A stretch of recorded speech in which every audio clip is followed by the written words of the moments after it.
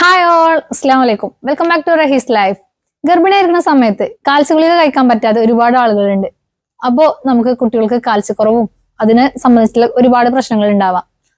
അതിന് കാൽസ്യ ഗുളിക കഴിക്കാത്തവർക്ക് കഴിക്കാൻ പറ്റിയ ലേഹ്യത്തിന്റെ റെസിപ്പിയാണ് ഇന്നത്തേത്. അപ്പൊ വീഡിയോയിലോട്ട് പോവാം. അതിനു മുമ്പ് നിങ്ങൾ എന്റെ ചാനൽ ആദ്യമായിട്ടാണ് കാണുന്നതെങ്കിൽ ലൈക്ക് ചെയ്യുക, ഷെയർ ചെയ്യുക, കമന്റ് ചെയ്യുക. അതിനോടൊപ്പം തന്നെ സബ്സ്ക്രൈബ് ചെയ്യുന്ന കാര്യം പരിഗണിക്കുക. കൂട്ടത്തിൽ ആ ബെല്ലൈക്കൺ കൂടെ പ്രസ് ചെയ്യുക കേട്ടോ. ഞാനിരുന്ന വീഡിയോസിന്റെ കറക്റ്റ് നോട്ടിഫിക്കേഷൻ നിങ്ങൾക്ക് ലഭിക്കുന്നതിന് വേണ്ടിയിട്ടാണ്. അപ്പോൾ നമ്മുടെ ലേഹ്യത്തിന് വേണ്ടിയിട്ടുള്ള എല്ലാ ഐറ്റംസും ഇവിടെ നിരത്തി വെച്ചിട്ടുണ്ട് കേട്ടോ. ഞാൻ ഓരോന്ന് കാണിക്കും. ഇത് നെല്ലിക്ക, ഇത് 3 കിലോ ശർക്കര ഉരുക്കി പാനിയാക്കി വെച്ചിട്ടുള്ളതാണ്. പിന്നെ 1/2 കിലോ ഈന്തപ്പഴം,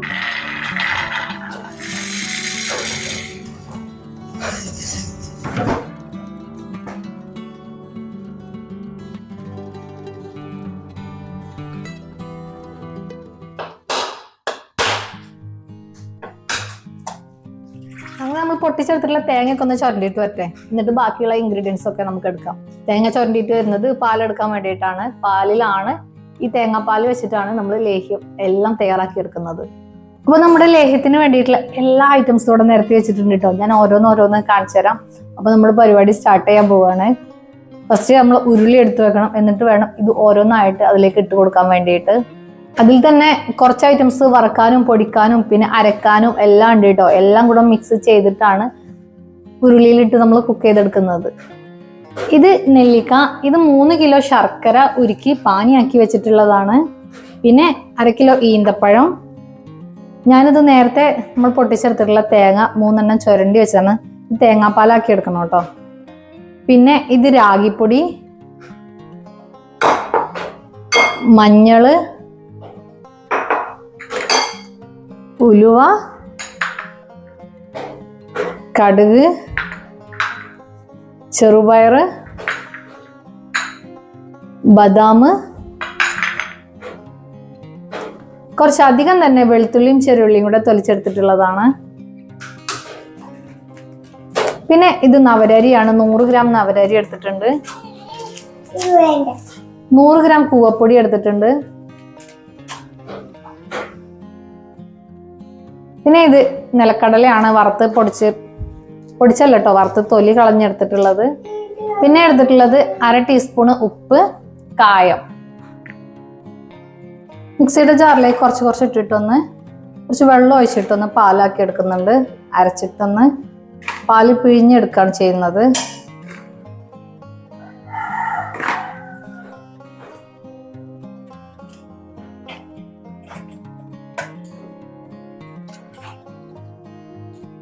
അങ്ങനെ തേങ്ങാപ്പാൽ ഞാനിവിടെ സെറ്റാക്കി എടുത്തിട്ടുണ്ട്. അത്യാവശ്യം നല്ല തിക്കൊക്കെ ഉണ്ട് കേട്ടോ. തിക്ക് എന്തെന്ന് പറഞ്ഞാൽ നല്ലോണം ലൂസാക്കി വെള്ളം വെച്ച് ലൂസാക്കി എടുത്തിട്ടില്ല.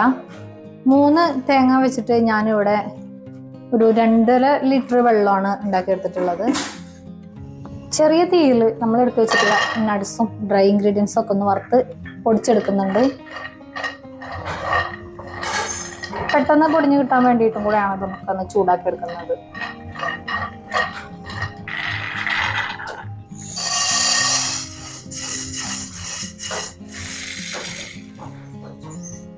അടുത്തത് ഇട്ട് കൊടുത്തിട്ടുള്ളത് കടുകാണ്. കടുകൊക്കെ പെട്ടെന്ന് തന്നെ കുറവായി കിട്ടുന്നതാണ് കേട്ടോ.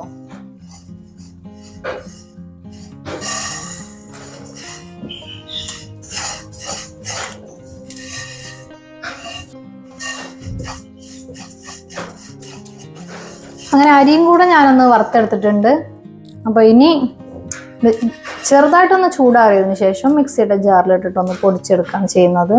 ഞാനിവിടെ ഉരുളിയൊക്കെ കഴുകി സെറ്റാക്കി എടുത്തിട്ടുണ്ട്. അപ്പൊ അതിലേക്ക് ഞാൻ ഫസ്റ്റ് ഡ്രൈ ഇൻഗ്രീഡിയൻസ് പൊടിച്ചത് എൻ്റെ കയ്യിലുള്ളത് ചേർത്ത് കൊടുക്കുകയാണ്. ഫസ്റ്റ് ഇത് രാഗി പൗഡറാണ്.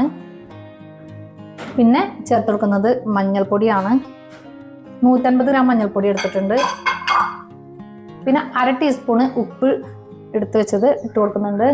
ബാക്കിയുള്ളതൊക്കെ ഓരോന്നായിട്ട് പൊടിച്ചെടുത്തിട്ട് വരാം.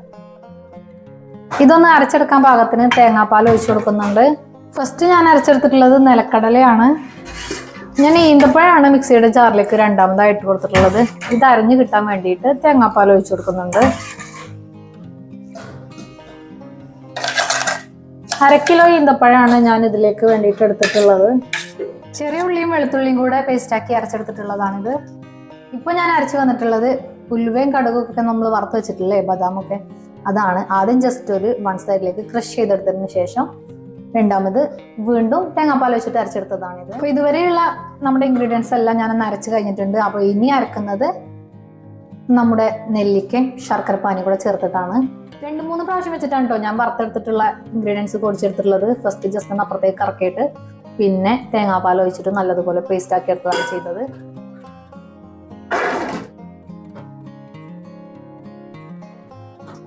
അങ്ങനെ എല്ലാതും ഞാനൊന്ന് അരച്ചെടുത്തിട്ടുണ്ട്. ലാസ്റ്റ് ട്രിപ്പ് നമ്മുടെ നെല്ലിക്ക തേങ്ങാപ്പാലും കൂടെ അരച്ചെടുത്തിട്ടുള്ളതാണ് ഇപ്പോൾ ഒഴിച്ചു കൊടുത്തിട്ടുള്ളത്. ഇത് 5 കിലോ ഉണ്ടാക്കി എടുക്കുന്ന ഉരുളിയാണ് കേട്ടോ ഞാനിപ്പോൾ എടുത്തിട്ടുള്ളത്. അതിലിപ്പോൾ 3/4 ഭാഗത്തോളം ആയിട്ടുണ്ട് എല്ലാ ഇൻഗ്രീഡിയൻസും കൂടെ. പിന്നെ ഉരുക്കി വെച്ചിട്ടുള്ള ബാക്കി ബാലൻസ് വന്ന ശർക്കര ഇതിലേക്ക് ഒഴിച്ചു കൊടുക്കുന്നുണ്ട് ഞാൻ.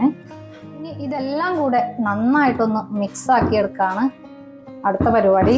പൊടികളെല്ലാം നല്ലതുപോലെ മിക്സായി വന്നതിന് ശേഷം ഇതിലേക്ക് 200 ml നല്ലെണ്ണയാണ് ഫസ്റ്റ് ചേർത്ത് കൊടുക്കുന്നത്. പിന്നെ നെയ്യ് ചേർത്ത് കൊടുക്കുന്നുണ്ട് കേട്ടോ. അത് ഏറ്റവും ലാസ്റ്റ് ആയിട്ടാണ് ചേർത്ത് കൊടുക്കുന്നത്. നെയ്യും 200 ഗ്രാം തന്നെയാണ് ഇതിലേക്ക് ചേർത്ത് കൊടുക്കുന്നത്. കട്ടയില്ലാതെ ഉടച്ചെടുക്കാൻ വേണ്ടിയിട്ട് ഞാൻ എൻ്റെ കയ്യിലുള്ള വിസ്കാണ് എടുത്തിട്ടുള്ളത്. ഞാനേ ഫസ്റ്റ് പൗഡർ ചേർത്ത ഉടനെ ഉവപ്പൊടി അതിൻ്റെ കൂടെ ചേർത്ത് കൊടുക്കാൻ വേണ്ടിയിട്ട് മറന്നു പോയിട്ടുണ്ടായിരുന്നു കേട്ടോ. അപ്പൊ അത് ലാസ്റ്റ് ഒന്ന് ചേർത്ത് കൊടുത്തൊന്ന് മിക്സ് ആക്കി എടുക്കുന്നുണ്ട്. ഇനി ഞാൻ ഇതിലേക്ക് നല്ലെണ്ണ ഒഴിച്ചു കൊടുക്കുന്നുണ്ട്. ഇതെല്ലാം മിക്സ് ആക്കിയതിന് ശേഷമാണ് കേട്ടോ അടുപ്പത്തേക്ക് വെച്ചു കൊടുക്കുന്നത്. ഇപ്പൊ ചെറിയ രീതിയിലാണ് തീ കത്തിക്കൊണ്ടിരിക്കുന്നത്. ഞാൻ കുറച്ച് ചിരട്ട ഇട്ട് കൊടുത്തിട്ടുണ്ട് കേട്ടോ അടുപ്പത്തേക്ക്. കാരണം പെട്ടെന്ന് ഉരുളി ഒന്ന് ചൂടായി കിട്ടാൻ വേണ്ടിയിട്ടാണ്.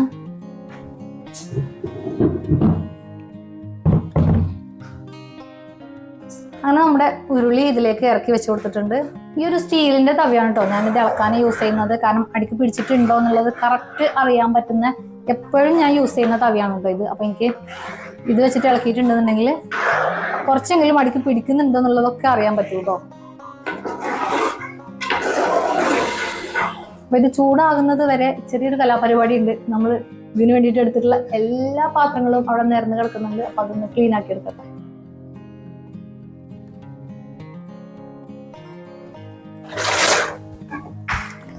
അങ്ങനെ ഏകദേശം ഞാൻ ഇവിടെ എല്ലാം ഒന്ന് ക്ലീൻ ആക്കി എടുത്തിട്ടുണ്ട് കേട്ടോ. പാത്രങ്ങളൊക്കെ കഴുകി വെച്ചിട്ടുണ്ട്. അപ്പൊ ഇനി ഇത് ഇതിന്റെ കൂടെ തന്നെ ചെയ്തിട്ടില്ല എങ്കിൽ പിന്നെ കുറച്ച് കഴിയുമ്പോൾ മടിയായി പോകും. പാത്രം കഴുകുന്നതിന്റെ ഇടയ്ക്ക് 2 പ്രാവശ്യം ഞാൻ ഇതൊന്ന് ഇളക്കി കൊടുത്തിട്ടുണ്ടായിരുന്നു കേട്ടോ. പാൻ ഇങ്ങനെ ചൂടായി വന്നപ്പോൾ ഞാൻ ജസ്റ്റ് ഒന്ന് ഇളക്കി കൊടുത്താണ്. കാരണം അടിക്ക് പിടിച്ചാലോ, കാരണം ഇത്ര തിക്കായിട്ടല്ലേ ഇരിക്കുന്നത്. അതുകൊണ്ട് ഏകദേശം 1/2 മണിക്കൂർ ആയപ്പോഴത്തേക്കും നമ്മുടെ ലേഹ്യത്തിൽ ബബിൾസ് ഒക്കെ വന്നു തുടങ്ങിയിട്ടുണ്ട് കേട്ടോ. അപ്പൊ ഇനി പൊള്ളി പോകുന്നത് മാക്സിമം ശ്രദ്ധിക്കണം.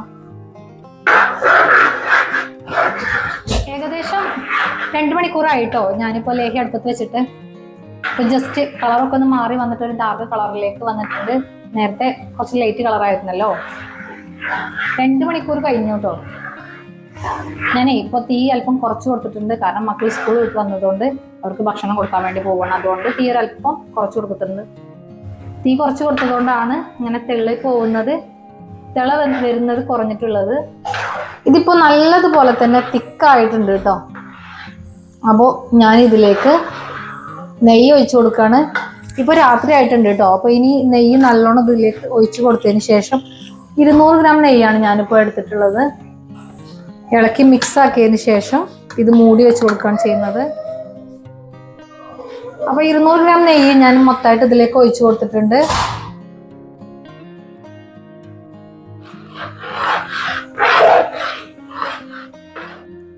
അപ്പൊ നെയ്യ് ഞാൻ ഇതിൽ നല്ലതുപോലെ എല്ലായിടത്തും എത്തുന്നത് വരെ ഒന്ന് മിക്സ് ആക്കിയിട്ട് എടുത്തിട്ടുണ്ട്. നല്ല ബുദ്ധിമുട്ടുണ്ട് കേട്ടോ. അപ്പൊ ഒത്തിരി ടൈറ്റ് ആയതുകൊണ്ട്. അപ്പൊ ഇനി ഇതിലേക്ക് ഞാൻ തേങ്ങാപ്പാല് ചേർക്കുന്നത് നാളെയാണ്. നല്ലോണം തീ കത്തിക്കൊണ്ടിരിക്കുന്നുണ്ട് കേട്ടോ. അപ്പൊ ഇത് ജസ്റ്റ് ഒന്ന് തീ ഒന്ന് അണഞ്ഞ് ജസ്റ്റ് ഒന്ന് തണുത്തതിന് ശേഷം, തണുത്തത് എന്നല്ല ആവി ജസ്റ്റ് ഒന്ന് കുറഞ്ഞതിന് ശേഷം മാത്രമാണ് ഞാനിത് മൂടി വെച്ച് കൊടുക്കുന്നത്.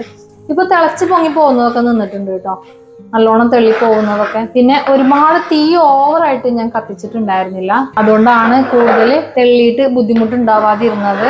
ഉച്ചയ്ക്ക് ഒരു 2 മണിക്കാണ് ഞാനിത് അടുപ്പത്ത് വെച്ചിട്ടുണ്ടായിരുന്നത്. ഇപ്പോ രാത്രി 9 മണി ആയിട്ടുണ്ട്.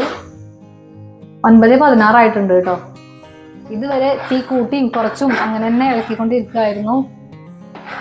അതിൻ്റെ ഇടയ്ക്ക് കുട്ടികൾക്ക് ഭക്ഷണം കൊടുക്കാൻ പോയി, കുട്ടികളെ കുളിപ്പിച്ചു, ഡ്രസ്സ് മാറ്റി, അവർക്ക് പഠിക്കാനുള്ള ഹോംവർക്കുകൾ ചെയ്തു, പുസ്തകം ജസ്റ്റ് ഒന്ന് വായിപ്പിച്ചു, അങ്ങനെയൊക്കെ പോയിട്ടുണ്ടായിരുന്നു തീ കുറച്ച സമയത്ത്. അപ്പൊ അങ്ങനെ നമ്മുടെ ലേഹ്യം ഒക്കെ സെറ്റാക്കി എടുത്തിട്ടുണ്ട് കേട്ടോ. വീണ്ടും ഞാൻ ഇന്ന് രാവിലെ തൊട്ട് ഇളക്കിയിട്ടുണ്ടായിരുന്നു കുറച്ച് സമയം കൂടെ. ഇത് കണ്ടോ, ഇതിന് ഫുള്ളായിട്ട് നമ്മൾ വെച്ചപ്പോൾ ഉണ്ടായിരുന്നത് ഇപ്പൊ കാൽ ഭാഗമായിട്ടുണ്ട്. കാരണം വെള്ളമൊക്കെ വറ്റി കറക്റ്റ് തിക്ക് പരുവായിട്ടുണ്ട് കേട്ടോ. നമ്മൾ കഴിക്കുന്ന അതേ തിക്കായിട്ടുണ്ടെന്ന് പറഞ്ഞാൽ കട്ടിയായിട്ട് ഹാർഡായിട്ടൊന്നുമില്ല കേട്ടോ, നല്ല സോഫ്റ്റ് ആയിട്ടുള്ള. കൈ അധികം തൊടാൻ പറ്റില്ല, ഡ്രൈ ആയിട്ട് ഇരിക്കുന്നതുകൊണ്ട് ഈ അറ്റത്തുള്ള മാത്രമാണ് കേട്ടോ ഞാൻ തൊട്ടിട്ടുള്ളത്. ഇത് കണ്ടോ. അപ്പൊ ഇത് നല്ലതുപോലെ തണുത്തതിന് ശേഷം വേണം ഇനി ബോട്ടിലാക്കി വെക്കാൻ വേണ്ടിയിട്ട്. നല്ലതുപോലെ ആവി പോയതിനു ശേഷമാണ് കേട്ടോ ഞാനിപ്പോ ഇത് ക്ലോസ് ചെയ്ത് വെക്കുന്നത്.